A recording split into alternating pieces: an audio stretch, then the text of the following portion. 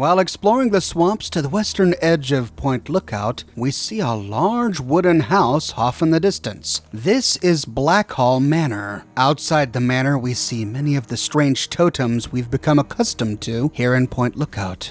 The dolls hanging from nooses. The doll heads stuck on pikes. These totems are in the trees, they line the road, and we even find them on the front porch of this house. But who put them here? Were they placed by the swamp folk, or perhaps by this manor's owner? Upon entry, we arrive in a large foyer. There are plant roots on the ground, and only one container here, a dresser to the north. To the left, there's a doorway that leads to a kitchen. We see more vines lining the floor and the walls. There are a few minor containers here, no interesting loot, and we see a door that leads back outside to Point Lookout. Well, we'll go outside after we finish exploring the house. Back out of the kitchen to the foyer, we can head northwest to go down a long hallway. And looking to the right, we see a grand staircase leading to the second floor and a man. The man sits in a wheelchair, bathed in light, pouring from the southern windows.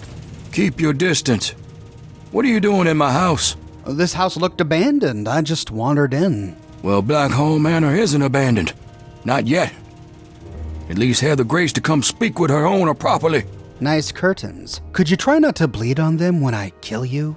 Tough, are you? Good. I might have use for that. Come, let's talk. He beckons us forward for a closer audience. Good, good. People should be able to sit and have a conversation, especially in times like these. Civil discourse, the greatest of our lost arts. Wouldn't you agree? Oh, I couldn't agree more. I'm glad you think so. Conversation is but one of the virtues that separate us from cretins like those swamp folk. Not really. I usually bludgeon first and ask questions never. Ha! Spoken like a true roughneck. That's good. I could use a person of metal like yourself. You see, a family heirloom of mine has been stolen. This heirloom, a book, has been stolen by those swamp folk cretins. Smash some heads, bring it back, get paid. What do you say? What do I get in the bargain? Cash, plain and simple. Return with the book, and I'll pay you 1,000 caps, no questions asked. Not interested. The offer stands for now, though I won't abstain from soliciting other help. Well, I've been thinking about it. Do you still want me to help getting your book back? Yes, a task for which I think you'll be superlatively qualified. Do you accept? Okay, I'll get it back. Good. The fools who stole it believe it has powers, so the thing is probably well guarded. There's a ritual site east of the boardwalk, in the basement of a ruined house. I think you'll find it there. Bring it back to me, and be paid. And with that, we begin the quest, The Dark Heart of Blackhall. So what should I be doing again, Obadiah? Don't be daft. You agreed to retrieve my book. With more haste than this, I would have thought. You need to head to the ritual site east of the boardwalk and expect a fight. Tell me about Blackhall Manor. I don't suppose there's any harm indulging you. What interests you? How old is this place? Hundreds of years, and still standing strong. You're within a fine example of Victorian architecture, my friend. So your family is named after the house? Just as much as it's named after us, I suppose. We took the Blackhall name when we arrived on these shores, generations before the Great War. We do well to remember history, particularly in this dark time. You really seem to hate the swamp folk. I suppose larceny isn't enough reason to hate. Are these swamp folk dangerous? You must be new here if you don't know the answer to that by now. Yes, they're dangerous. They shoot at, smash, or try to eat anything that isn't them, and half the time they shoot at each other. They may have been men once, but no more. So by swamp folk, do you mean the people living in the Arkandov Cathedral? No, not them. That lot wants for brains, but they're at least somewhat civilized. The swamp folk have no creed, no morals. Why did they take your book? They think the book has a kind of occult power. Superstition and nonsense, of course. All right, well, I gotta be going now. Don't get yourself killed. Obadiah sits in what at one time must have been a grand library. Every inch of every wall is covered with bookshelves. But sadly, most of the books have vanished over the last 200 years. All that remain are burned and ruined books. Using the grand staircase to head up to the second floor, we get our first indication that something may not be right about this place.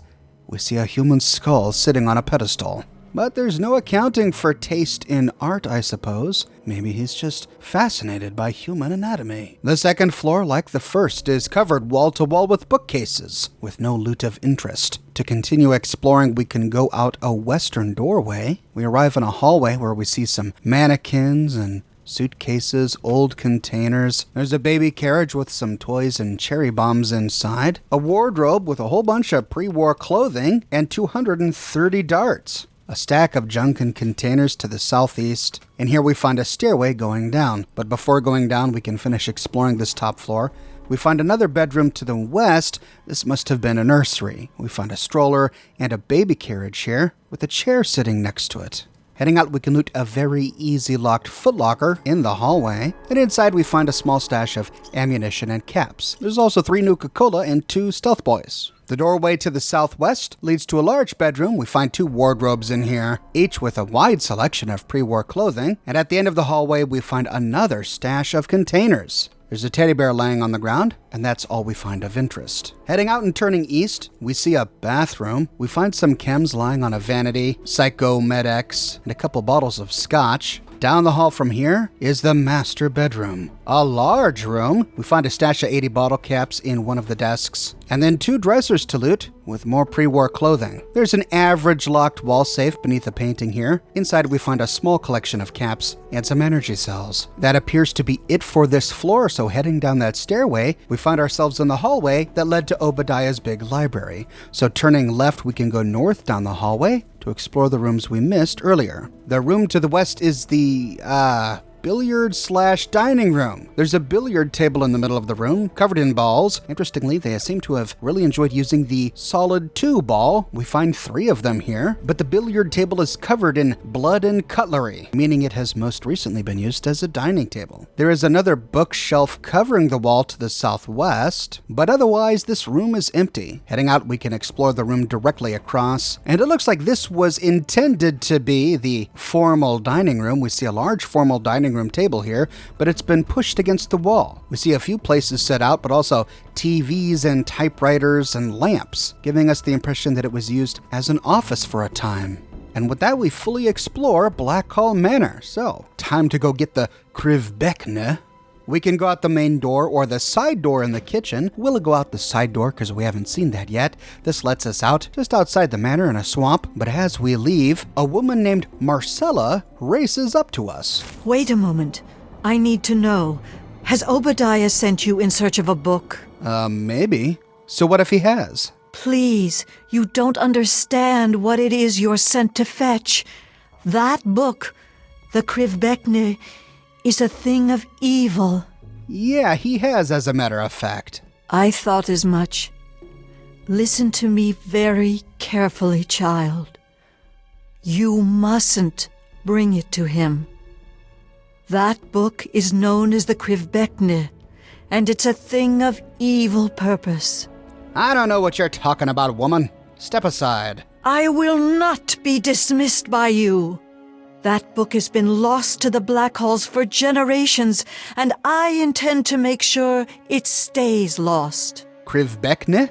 What are you on about? Yes, the Krivbekne. The Blackhall family has a long, evil history with the book. It was lost to them long ago, but it's found a way back to Point Lookout, and Obadiah seeks to reclaim it. Why do you want it so badly? Obadiah's no better than the heathens he's asked you to steal it from. He believes he can use it to control them, and God knows what else. There's a way to destroy that damned thing. I intend to do just that. Well, Obadiah is paying. How about you? I can't promise you money, but I have some medical supplies I can share. Please, it would be a good thing you do. All right, well, if I recover the book, I'll consider bringing it to you. I ask no more. You can find me at my tent on the beach, south of Blackhall. God bless your path, child. With that, she runs off. If we follow her, she leads us south-southeast until the marshes end, and we follow her south past the Ophi clan plot until we arrive at the disaster relief outpost pitched in the sands on the beach just west of Pilgrim's Landing. Marcella enters one of the tents, and we can follow her inside. Please, there's nothing for us to discuss until you retrieve that book from the ritual site. You must hurry. Well, before I agree to give you the book, I'd like to know more about your beliefs. Would you like me to recite some scripture? Or did you just want to know more about the faith? Scripture? Scripture. The world as told in the Bible. Would you like to hear a verse? Yeah, let's not do that. Oh, of course, my child. Something else, then? If we choose that option, however, we can't get her to recite any scripture ever again. So instead we can say, sure, let's hear it. And she begins by quoting us John 5:24. I'm afraid I don't have a copy of the scripture with me, but I can share a few passages. Here's one of my favorites. I tell you the truth. Whoever hears my word and believes him who sent me has eternal life and will not be condemned. He has crossed over from death to life. Next, she quotes John 16:33. I have told you this so that you might have peace in me. In the world you will have trouble, but take courage. I have conquered the world. The next one she quotes is 1 Corinthians 15:52. In a moment, in the twinkling of an eye, at the last trumpet, for the trumpet shall sound, and the dead shall rise again incorruptible, and we shall be changed. And her final verse is John 1:4. In him was life, and the life was the light of men. And the light shineth in the darkness, and the darkness did not comprehend it. You know, my mother had a favorite passage from the Bible, Revelations 21:6. Do you recognize it? Of course. I am Alpha and Omega, the beginning and the end. I will give unto him that is athirst of the fountain of the water of life freely. So lovely. Selflessness like that is a rare commodity these days. I can see why that particular passage inspired her. What exactly is your mission? We try to improve the state of the wasteland by doing good where we can and by spreading the word of the Bible. We also recover and restore religious relics that we can find, but that's a secondary goal. How did you become a missionary? I was raised at the Abbey of the Road, where I was educated until I could receive my rites of mission. That's when I first left the Abbey. That sounds like just another cult to me. No, not exactly. People have clung to many beliefs since the Great War, and some have their foundations in the faith. The Bible was around long before the bombs fell, as was my faith. To us, the war was a great tragedy, but not the true apocalypse. All right, well, let's talk about something else. That book is of the utmost importance. We shouldn't be chatting idly. What do you think about Point Lookout? I'm relatively new here myself, but I'll share what I can. What are your thoughts on the locals? Hostile, in a word. I try to observe, but the swamp folk are dangerously aggressive to any outsiders. Lucky for us, they tend to keep to the swamp. What do you make of all of the bones and dolls on sticks around here? Swamp folk fetishes or totems, they probably mark territorial lines or maybe are involved with rituals of some kind. I've read about a lot of primitive beliefs that use similar symbols. Voodoo magic, Santeria, Obeah. Fascinating, if somewhat disturbing. Though the underlying beliefs seem quite dark, I'm not sure they're anything more than an empty set of traditions to the swamp folk. Did you set this campsite up? Sort of. The tents were collapsed when I found them. I was able to put them back together. This one smells the least like a wet Brahmin. I restored a terminal in one of the other tents. From that, it would seem that these tents were originally put here before the war by medical workers. So did you say that you weren't from around here? I come from the Abbey of the Road. I'm what you might call a missionary. I travel the wastes, spreading the faith and doing good where I can. All right, thanks, Marcella. I'll be leaving now. Go with great care.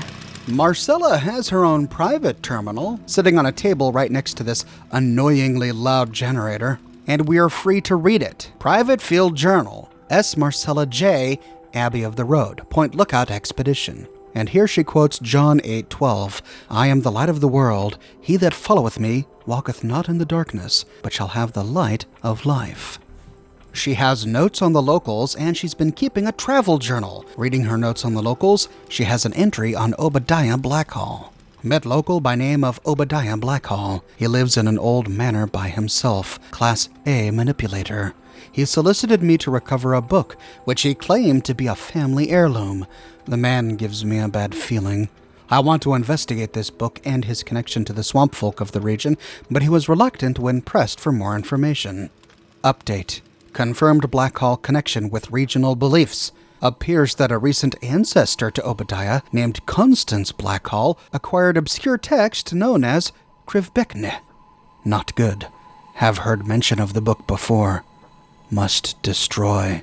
This is all the information we find in the game about Obadiah's family, but there's a whole lot more that we learn from the Fallout 3 official game guide. We don't know if Constance was Obadiah's mother, grandmother, so we're not sure exactly when she lived, but while alive, Constance used her family fortune to acquire archaic texts and artifacts, including the Krivbekne. Legend has it that the Krivbekne had a power that artificially extended the lifespan of Constance. As Constance grew older but did not age, people began to notice. She then stylized herself as a priestess and attracted a small group of devotees with whom which she would partake in dark rituals. Legend further says that it was during her lifespan that the Krivbekne was taken. Without the power that this book allegedly gave her, her immortality vanished, and her long life ended. So when Obadiah asks us for the book, he's asking for a book that was stolen from his ancestors generations ago.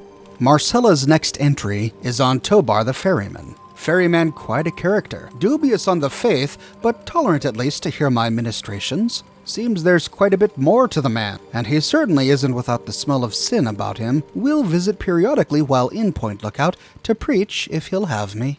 In the next one, on tribal culture at the cathedral, tribal culture occupies major sanctuary to the faith in the region. Cathedral of the Ark and Dove. Would love to mine the location for artifacts or any intact texts. But residents openly ostracize outsiders. They've offered to induct me into their tribe. It's tempting to undertake their oaths as a ruse to gain access, but moral reservations are too great.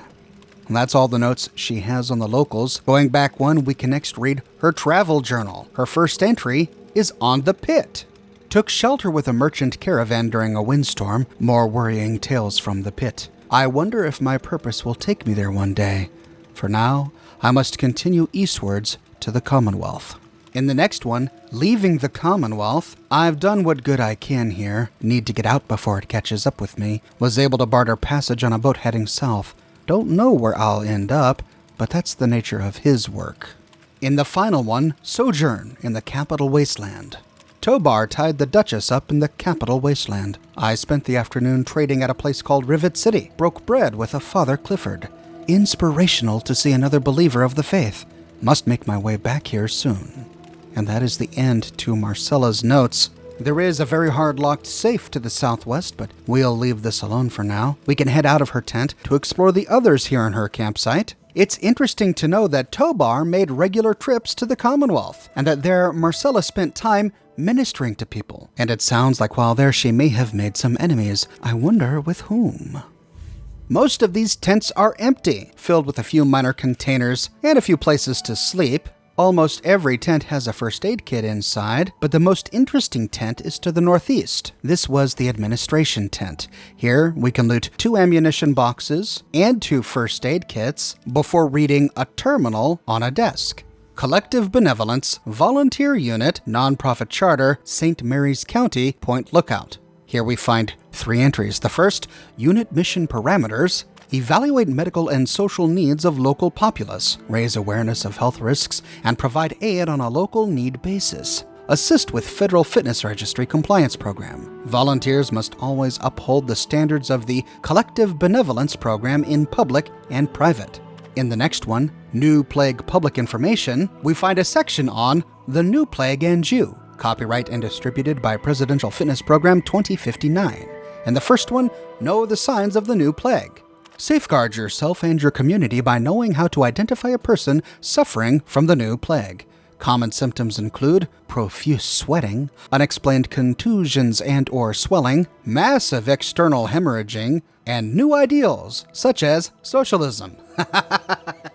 In the next one, remember to CIR. When you believe you've come into contact with a person exhibiting one or more of these telltale signs, remember to CIR. C. Confirm symptoms. Approach the person suffering from symptoms if no civil or medical professional is available to do so. Verify that the subject is exhibiting symptoms of the new plague. I. Isolate. Once it has been established that a case of new plague may be present, separate yourself and the person exhibiting symptoms from the general population, as the new plague is notoriously contagious. R. Report. Report directly to the nearest Federal Fitness Registry or medical center and let professionals handle it from there. In the next entry, protect yourself. The new plague is what's commonly known as a social disease. This means that the new plague is especially contagious and can be commonly caught in the course of social interactions, such as ice cream socials, cruising Main Street, promiscuous activity and/or sodomy, and attending fairs or festivals. So, what's the best protection against social diseases? Why not stay home and enjoy a novel or home-cooked meal? Limiting your exposure to other individuals is the best and most surefire way to avoid contracting the new plague. In the final entry on this section, get registered. Did you know that your government can protect you from the new plague and other biological dangers? It's true, and all you need to do is visit your local Federal Fitness Registry. Friendly federal professionals will be on hand to take a few minor samples and to enter you into the National Registry. Your compliance with the Federal Registry Program not only keeps medical professionals up to date on your medical history and status, but contributes to valuable research programs and makes you eligible for special prizes, such as fuel rations or vacations to exotic domestic locales. So the inhabitants of Point Lookout before the war were suffering from something called the New Plague. I wonder if this might have had anything to do with the unique strain of biological mutations we find here. In the final entry on this terminal, we find a series of unit logs from the unit stationed here. Log entry number 1. Arrived with first carload of volunteers today. Federal presence is nil. I guess the registry program came and went here at some point. There's some leftover equipment from them I've been authorized to remove from storage and use. We've got some basic antibiotics and hygiene supplies, and a couple boxes of new plague awareness pamphlets. Not much to work with yet, but we were at least able to get settled into the motel. For now, I'll focus on setting up our outreach center with Victoria while the rest of our volunteers get into the community and get a feel for their situation here.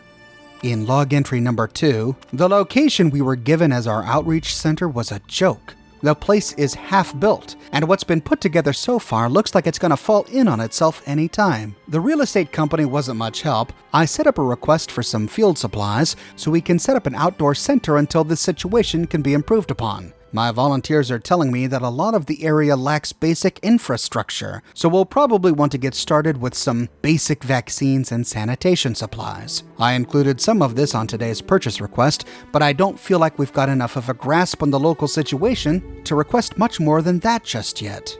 In log entry number 3, we staged our first outreach event today, which didn't go well. The majority of the population in the central area of Point Lookout are transplants from nearby urban centers. Lots of contracted construction workers, support staff for local businesses, a handful of business people involved in the construction projects. We are here to help the rural population who don't have a pot to piss in, but these people don't seem to come into town.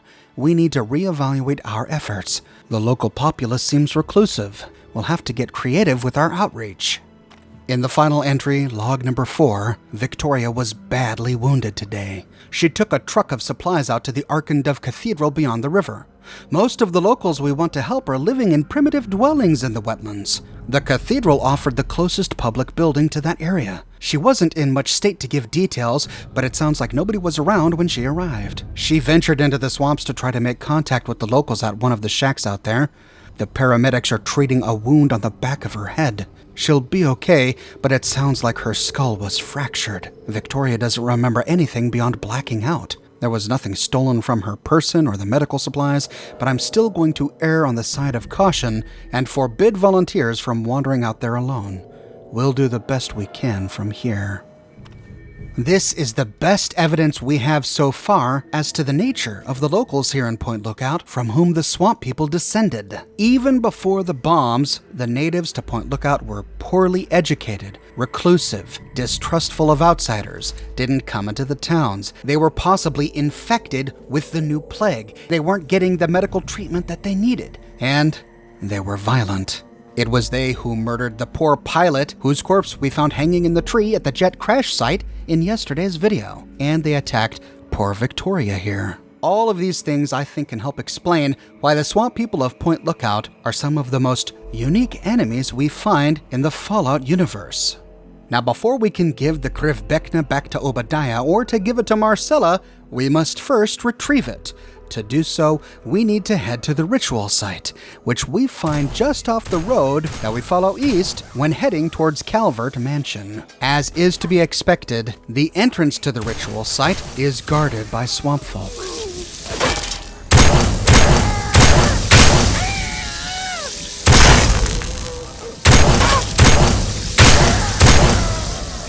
After clearing the area, we see that the ritual site is part of an old, blasted-out pre-war home. The area is surrounded by a bunch of doll heads on spikes, and to reach it, we open a hatch to the cellar. Here we find a large cellar with not a whole lot of loot anywhere. There's a big pile of bloody water on the ground and a hole in the wall to the east. This leads us to some sort of torch-lined pathway. We see the limestone we would come to expect to the right, but to the left we see the foundations of some sort of grander structure, which is strange because we found this place beneath a ruined pre-war house. This architecture doesn't look anything like we find in pre-war America. It almost looks like some sort of ancient temple. As we continue along the pathway lined with a whole bunch of brain fungus, we turn a corner to go downhill where we find a split. The path continues down to the left, or we can turn right towards a campfire. Campfire leads to another one of these perplexing temple walls. Just beyond this wall, we see a coffin lying on top of a rubble pile. Inside, we find the coffin's owner and a Nuka-Cola Quantum, which is strange considering Nuka-Cola Quantum was released to the world the day the bombs dropped. Not sure how that gave people enough time to bury it with the dead. In the coffin, we also find a number of stim packs. The path continues on to the south and ends at a large chamber supported by Doric columns. Again, another feature we would not expect in the ruins of pre-war America. The floor bubbles in toxic mud. We see a few totems set up and an opened safe in the southwestern corner. Here we find some moonshine and a stealth boy. This may be a hint. We may need to use this stealth boy later. But otherwise, this was a dead end, so we need to retrace our steps and go back down the other path we passed earlier. This brings us deeper into the earth. Following the wall of this strange underground temple, the path splits again, going deeper into the earth or going straight ahead. Taking the path going deeper, we arrive at a little nook where we see a party having dinner. A table is laid out with cutlery. The only food we see is punga fruit, though we do find a bottle of wine and a few empty bottles of milk and Nuka-Cola. A skeleton sits in a chair, surrounded by some of those little dolls on cinder blocks, and a gnome, standing to the left, observing the feast. I can't explain how this scene would craft itself naturally. I suppose this may have been set out by some very creative swamp folk. But this is a dead end, so we need to go back uphill and continue along the original path. Until at length, we arrive at a large vaulted room lit by torches. We see a dark pool on the ground, and against the northeastern wall we find a grisly scene. On an altar we find a recently skinned corpse. There are stim packs and punga fruit and cherry bombs at the feet of this corpse, and we find a doll stabbed through the head into the altar with a ritual knife, which is the most powerful kitchen knife in the entire game. It has a damage of 6 compared to the kitchen knife's 4, bringing its DPS up to 18. It also has 3 times the critical chance multiplier of any other kitchen knife, and it has the second lowest AP cost of any weapon in the game, allowing you to attack incredibly quickly with the weapon. Next to this altar is a ceremonial lectern. Inside we find a human skull and a book with a large gash on its cover. To loot the book, we activate the ceremonial lectern. The large tome set into this lectern must be the Krivbekne. It is damp with what appears to be fresh blood. We can leave it or take it. If we choose to take it,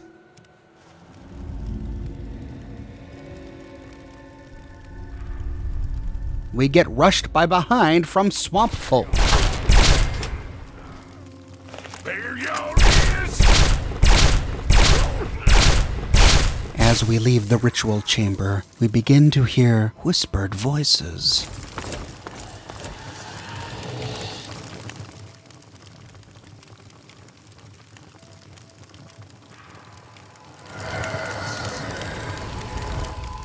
Are we leaving these voices behind, or are they coming with us? We now have to fight our way out of the ritual site as wave after wave of swamp people attack.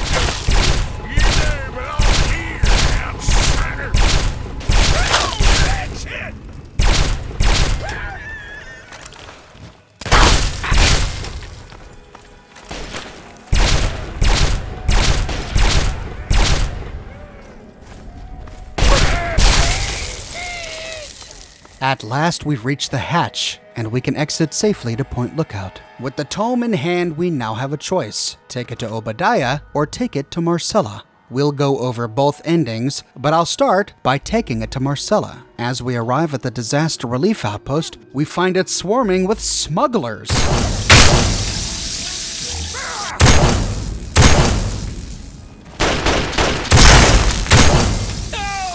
What were smugglers doing here? We find out when we enter Marcella's tent. Inside, we find Marcella lying dead on the ground. She has suffered a brutal death. She lies amongst puddles of her own blood, with blood spatter on the wall behind her, and someone has used her own blood to write the message, "Die thief." Die thief? What did she steal? She's not a thief. Whoever killed her has rifled through her terminal. We see their bloody handprints on the table and the terminal. On her corpse, we find 5 stim packs and Marcella's safe key. And lying on the table is a holotape. Marcella's last words. They attacked while I slept. I don't expect to survive. I only pray that that you haven't taken that book to Obadiah. You must take up my mission. There is one way to utterly destroy the Krivbekne, but you must take a pilgrimage far north of Point Lookout in the capital wasteland. Seek a place called Dunwich. Within is an obelisk, itself a wicked thing. It'll consume the book. You need only press the book to its surface. May God shed his blessings upon you, child. Make haste for Dunwich. My God, I am sorry for all my sins with all my heart. In choosing to do wrong and failing to do good, I have sinned against you, whom I should. She died while reciting a Catholic act of contrition prayer. We can now only hope that she has found peace. Using the key, we can open her safe filled with medical supplies, but even though she promised to reward us for helping, we lose karma by looting her safe with her key. So we still have the Krivbekna, and Marcella is dead, and somebody accused her of being a thief. Only one culprit comes to mind. Heading back to Blackhall Manor, we can confront Obadiah Blackhall. The book. You found it. Quickly, give it to me. I haven't decided what I'm going to do with it yet. Surely you're not considering giving it to Marcella. Come now, that woman can't rub two caps together. Give it to me and be paid. Marcella's dead, you callous prick. Forgive my indiscretion. Still, with her death, I see no reason for you to keep hold of that book. For all you know, the same fate may befall you. Well, that sounded like a threat. I'm thinking that perhaps you might have had something to do with Marcella's death. Can't say that I did. But that's all the more reason you should give the book to me. We can come back to him at any time. We had a bargain, roughneck. Hand the book over and collect your fee. I still haven't decided what I want to do. There's no reason in your keeping that book. My book. Talk to me again when you've come to your senses. Well, if you have the caps, you get the book. Yes, of course. Here's your errand fee. Now give it to me. With that, he gives us 1,000 bottle caps, and we hand over the Krivbekna. Almost immediately, he stands to his feet. Was this crippled old man thing a ruse? Or did the Krivbekna give him some sort of restorative power, like legend says it gave to Constance, his ancestor? If we follow him, he walks into the billiard room, whereupon he enters a secret passage. We explored this corner when we were at Blackhall Manor last time, and this entrance was obscured by a bookshelf. At some time between then and now, someone has moved this bookshelf to reveal a staircase leading down into a basement. If we follow him into the basement, we see totems lining the wall. We turn a corner around some cinder blocks to find Obadiah Blackhall kneeling on the ground before an altar covered with the corpse of a swamp person. What on earth is going on here? We find a small alcove to the northeast, a couple of shelves filled with minor loot and a sink, but otherwise there's nothing down here. We can take the opportunity to try and talk with Obadiah. You are not welcome in this place. You shouldn't be here. Get out of my home. Shouldn't be here, right. Roger that. I'm out of here. So leave then. So Obadiah, I thought all of this occult nonsense was beneath you. Don't play at what you misunderstand, troglodyte. Get out. I usually hide my bodies in the river, but this is nice too. We are nothing alike. More so than you could ever comprehend. Go now. Never return. We see that this swamp person is not the only one to have died here. We find human skeletons and other human bones lying all over this basement. We have no further interactions with Obadiah, but as always, we can kill him. If we do so, we not only get the 1,000 caps from completing the quest, but we can then loot the Krivbekna from his ashes. Now, what is the most moral option? Well, there's always what he did to Marcella, but did he do that to Marcella? For what reason would he have killed Marcella? He previously tried to hire her to get the book, and she simply told him no. That said, working with mercenaries is his M.O. He hired us as a mercenary to retrieve the book, and smugglers are a little better than mercenaries. Perhaps he hired the smugglers to get rid of Marcella because he knew she was trying to get the book from us, which would make her a thief in his eyes, and his final note to her would make sense. At any rate, if we choose to keep the book, either by never returning to Obadiah or by killing him after giving it back to him, we can now leave Point Lookout. This is it. We've done everything. It's time to bid farewell to this fascinating place. On our way to the Duchess Gambit, we see Nadine waiting for us just where she said she would. Hey, just in time. Found out who went rooting around in our skulls, and you'll never guess who it was. As a totally unrelated hint, I'm in charge of his boat now. Wait. Tobar did it? Yeah, looks like it. When the tribals would send someone to the swamp, he'd be waiting around to nab them when the Pungasides gassed them. He'd do his amateur surgery for the tribals and let us wander back, all in exchange for punga fruit to trade. Sweet little deal he had going on. Anyway, I figured you'd want a shot at some revenge, so I put him under citizen's arrest, sorta. Oh no, Nadine, what did you do? I consider it payment for what he did to my poor sliced-up brain. I was gonna do the same to him, but I figured you'd want the honor. Well, how do I know you're telling the truth? Sounds pretty wacko, right? Well, I wouldn't have believed me either until I snuck a peek in Tobar's engine room. What a bastard! Yeah, he seemed nice enough, didn't he? I wouldn't have figured it out if I hadn't snuck into his engine room while waiting for you. From the look of it, he kept every bit of gray matter he cut out, and he had quite a collection. You can take a look if your stomach's up to it. And while you're in there, feel free to give Tobar my love, preferably with the sharp end of a hot knife. Ooh, remind me not to mess with you. Damn right. Now why can't the rest of the world figure that one out? So now what are you gonna do? First off, I'm claiming this boat. I put Tobar down, so it's mine. Them's the rules of the ocean. So that leaves me with a boat, a load of punga, and a wicked scar. Damn if I haven't earned that adventure I came out looking for. Think I'll take over running this ship.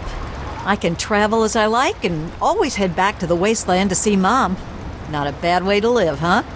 Of course, you can always ride for free. Any chances you're heading home now?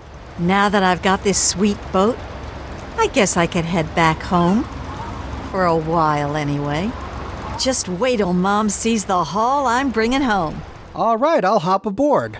Yeah, enough gabbing. Let's move. With that, Nadine walks to her brand new vessel. And now we can go into the engine room to confront Tobar. Well, if it isn't my favorite traveler. And oh, what a trip you were on. Why, when you were under, you should have heard some of the things that came out of your mouth. But I suppose you're more interested in what came out of your head, aren't you? So it's true? Why did you do it? Why do we do anything? You travel the world, kill people, take trophies that interest you, and move on. I'm much the same. The only difference is that my trophies are somewhat more medical in nature. Oh, and to be honest, I probably kill fewer people than you do. But I suppose it's time that came to an end, one way or another. You're a dead man, you SOB. Murder? Really, what would your father say? I thought he raised you better than that. You had an awful lot to say about him when you were unconscious. And from the sound of it, he'd be very, very disappointed in what you've become. Sounds like he didn't spank you enough as a kid. Maybe I can make up for his lost time. Found you. Kill. Wow, that was pretty brutal, Tobar. Way to not pull any punches. On his body, we find a small stash of caps, a key to the Duchess Gambit, and a unique clothing item called Grifter's Fit. This outfit has decent stats. It grants +1 to Charisma and +5 to small guns, and it's got a unique look. It's important to loot this immediately after killing Tobar, because once we leave the engine room, Tobar's body disappears from the game forever. In the engine room, we see jars and jars filled with all sorts of brain parts. This sick man has been collecting all of the anatomy he has excised from the people whom the tribals lured to the sacred bog. And on a table next to a lamp, we find a familiar piece of brain. For some reason, you feel a terrible sense of loss as you look at the familiar lump of gray matter. We can either take it or leave it alone. If we leave it alone, it sits on this table forever, or if we take it, it appears in the miscellaneous section of our inventory as a lump of brain. Thankfully, we can always drop it, which means we can turn this into a decoration for our player home. There's also a hatch in this room, presumably leading to the actual engines, but we can't interact with it. When we're ready to head back to the capital wasteland, we can activate the passenger cot in the cabin. The Duchess Gambit is ready to begin its trip to the capital wasteland. We can choose to stay to finish our business, or to travel to the capital wasteland. 30 days later, we appear back home, and waiting on board is Catherine. Good to see you again. I got Nadine back, safe and sound. Yes, thank you so much. And now that she's got this boat and carrying all this cargo, well, I can afford to actually pay you. Thank you so much. With that, she gives us a gift of 10 refined punga fruit and 300 caps. I'll be going then. Thank you so much for your help. We can now return to Point Lookout at any time for free. But we still have this horrible book, this Krivbekna. We now must make a choice. Do we keep the book for ourselves, or do we fulfill Marcella's final wishes and bring it to the basement of the Dunwich building to destroy it? In tomorrow's episode, we will completely explore the Dunwich building and bring the Krivbekna to the obelisk. I publish a new Fallout video 6 days a week on a wide range of topics spanning all of the games, and I'll be finishing up my series here on Point Lookout over the next few days. So if you want to make sure that you don't miss tomorrow's episode, be sure to subscribe and to click that bell notification button. You can follow me on Twitter and Facebook to keep up to date with all Oxhorn news, and if you like what I do and you want to support me in a more personal way, consider becoming one of my patrons on Patreon. But more than anything, I'm just so glad you're here watching this video with me today. Thank you so much for watching, and I'll see you tomorrow morning, bright and early, for my episode on Dunwich.